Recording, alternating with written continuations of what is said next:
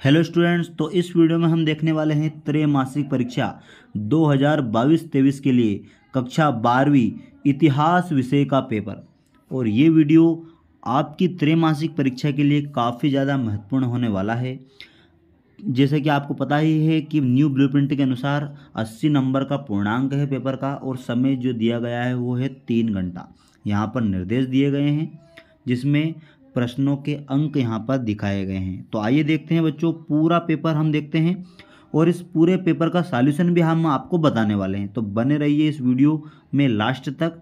तो आइए देखते हैं, जो फर्स्ट क्वेश्चन है वो है सही विकल्प के रूप में। और यहाँ पर जो सही विकल्प है फर्स्ट वाला कि अलीगढ़ आंदोलन के प्रवर्तक कौन थे, तो इसमें गा वाला ऑप्शन आ जाएगा आपका सर सैयद अहमद खान। उसके बाद नेक्स्ट जो है 6ठी शताब्दी पूर्व ईसा पूर्व में मगध महाजनपद की राजधानी थी। तो बच्चों इसमें आ जाएगा राजगृह। राजगृह है, राजगृह कर लेना इसको, तो राजगृह या राजगीर, ठीक है। उसके बाद जो थर्ड आपका सही विकल्प है वो है कि फॉरवर्ड ब्लॉक की स्थापना किसने की थी। तो बच्चों आप जानते ही हो कि सुभाष चंद्र बोस ने फॉरवर्ड ब्लॉक की स्थापना करी थी। अभी तक यदि आपने हमारे चैनल को सब्सक्राइब नहीं किया है तो कर लीजिए, और हमारे टेलीग्राम चैनल को भी ज्वाइन कर लीजिए, क्योंकि हर नए वीडियो की नोटिफिकेशन वहाँ पर भी आती है। उसके बाद 1919 में महाभारत का समालोचनात्मक संस्करण तैयार करने वाले महत्वाकांक्षी परियोजना का नेतृत्व किसने किया था। तो बच्चों इसमें आ जाएगा वीएस सुखथाकर, यानी कि इसमें खा वाला ऑप्शन आपका आ जाएगा। उसके बाद अगला जो क्वेश्चन है कि संस्कृत भाषा के महत्वपूर्ण ग्रंथों का अनुवाद करने वाले विद्वान थे, तो इसमें आ जाएगा मैक्स मूलर, खा वाला ऑप्शन। उसके बाद जैन धर्म के 24वें तीर्थकार कौन थे, तो जैन धर्म के जो 24वें तीर्थकार थे वो थे महावीर स्वामी, यानी का वाला ऑप्शन इसमें आ जाएगा। उसके बाद सम्राट अशोक के अधिकतर अभिलेख किस लिपि में उत्कीर्ण किए गए थे, तो इसमें खा वाला ऑप्शन ही आ जाएगा, ब्राह्मी लिपि।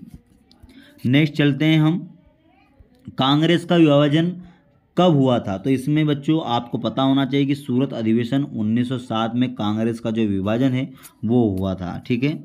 उसके बाद आगे चलते हैं, रिक्त स्थानों की पूर्ति करना है हमें। यहाँ पर टोटल 8 जो है रिक्त स्थान यहाँ पर दिए गए हैं।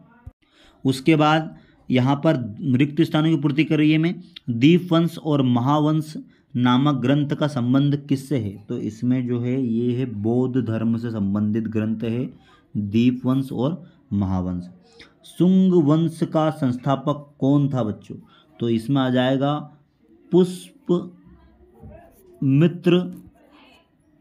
और पीछे लिख देना इसका सरनेम आप, शुंग। पुष्पमित्र शुंग जो था वो शुंग वंश का संस्थापक था, जिसने मौर्य वंश के अंतिम शासक बृहदत्त की हत्या करके शुंग वंश की स्थापना करी थी। उसके बाद यहाँ पर जो है देवनाप्रिय एवं प्रियदर्शी नामक उपाधि धारण किसने करी थी, तो ये करी थी बच्चों अशोक ने, ठीक है। अशोक जो था मौर्य वंश का राजा अशोक। पृथ्वी पर सर्वप्रथम रिक्त स्थान जीवों का विकास हुआ, तो इसमें आ जाएगा जलीय जीवों का विकास हुआ था पृथ्वी पर सबसे पहले। उसके बाद आगे चलते हैं हम, सिंधु सभ्यता के समय रिक्त स्थान शहर बंदरगाह था, तो इसमें आ जाएगा लोथल।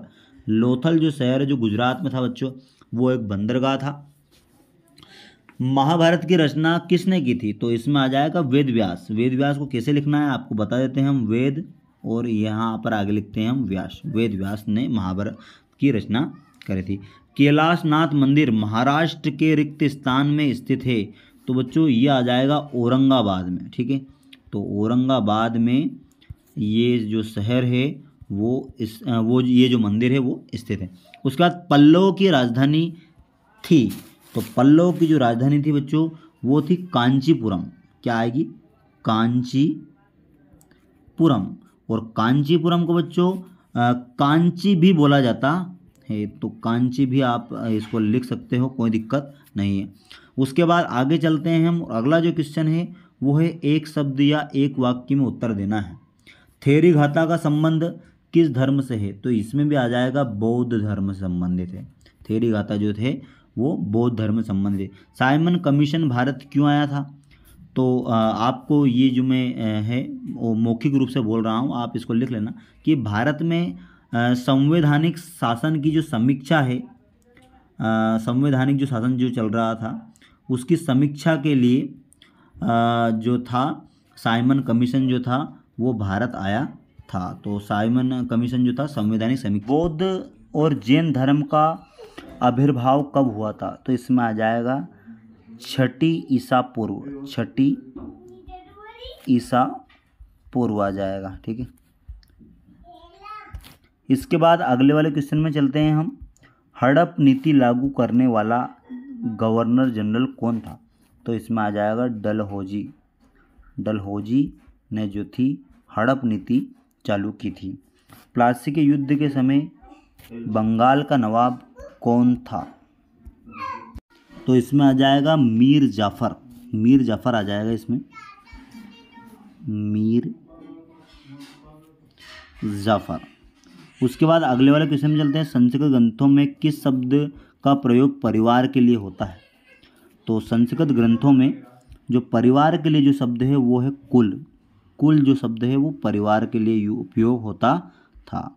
उसके बाद चंद्रगुप्त मौर्य के पुत्र का नाम क्या था? तो चंद्रगुप्त मौर्य के पुत्र का नाम था बिंदुसार, यानी कि मौर्य वंश का जो दूसरा शासक था बिंदुसार, वो चंद्रगुप्त मौर्य का ही पुत्र था। लोधी वंश का संस्थापक कौन था? तो इसमें आ जाएगा बहलोल लोधी। बहलोल लोधी जो था वो लोधी वंश का संस्थापक था। उसके बाद आगे चलते हैं हम। तो इसमें निम्न प्रश्नों के उत्तर सत्य में असत्य में दीजिए। तो पल्लव की राजधानी कांची थी, तो बिल्कुल ये सही बात है। उसके बाद मौर्य साम्राज्य के पतन के बाद भारत में गुप्त वंश स्थापित हुआ था क्या? तो मौर्य साम्राज्य के पतन के बाद जो था शुंग वंश स्थापित हुआ था। तो ये असत्य कथन है और ये क्या है? सत्य कथन है।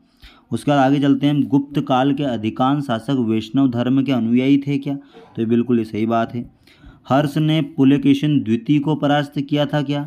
तो ऐसा नहीं है, हर्ष जो था पुलकेशिन द्वितीय से हार गया था, तो एक असत्य कथन है। धम्म की शुरुआत समुद्रगुप्त ने की थी क्या? तो ये एक असत्य कथन है। इस शब्द का प्रयोग बौद्ध धर्म में होता है और अशोक ने इस शब्द की शुरुआत की थी। उसके बाद आगे चलते हैं। बिंदुसार के पिता का नाम अशोक था, तो ये एक उल्टा है। अशोक के पिता का नाम बिंदुसार था, तो ये भी एक असत्य कथन है। और महाभारत का प्रारंभिक नाम जयसहिता था, तो बिल्कुल ये सही बात है। उसके बाद आगे चलते हैं। इसमें यहाँ पर प्रश्न उत्तरों की शुरुआत हो गई है बच्चों। तो ये जो प्रश्न उत्तर है हम हमारे टेलीग्राम चैनल पर आपको देंगे और टेलीग्राम चैनल की जो लिंक है वो इस वीडियो के डिस्क्रिप्शन बॉक्स में है। तो यहाँ पर ये प्रश्न पढ़ लीजिए आप और स्क्रीनशॉट ले लीजिए इनके। जो आपके पूरे प्रश्न हैं, महत्वपूर्ण प्रश्न हैं, आपकी त्रैमासिक परीक्षा के लिए महत्वपूर्ण प्रश्न हैं सारे, इनके स्क्रीनशॉट जरूर ले लीजिए आप। उसके बाद इन प्रश्नों के सभी उत्तरों को हम टेलीग्राम चैनल पर देने वाले हैं। Thanks for watching this video.